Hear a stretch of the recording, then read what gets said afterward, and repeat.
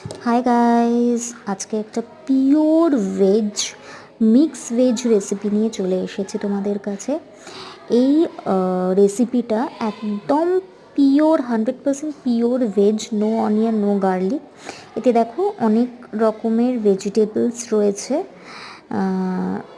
প্রথমে ফুলকপিটাকে তেলের মধ্যে দিয়ে ভেজে নেবে।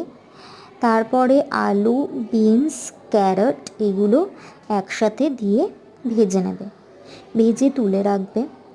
তারপরে কড়াইতে তেল দিয়ে ওর মধ্যে তোমার যা যা মশলা তোমরা দিতে চাও, আমি যেমন পোস্ত বাটা দিয়েছি, টমেটো দিয়েছি, আদা, কাঁচা লঙ্কা আর হিং, এগুলো দিয়ে ভালো করে কষিয়েছি। তারপরে তেল বেরিয়ে আসার পরে ওখানে ক্যাপসিকাম আর কড়াইশুঁটি দিয়ে দিয়েছি।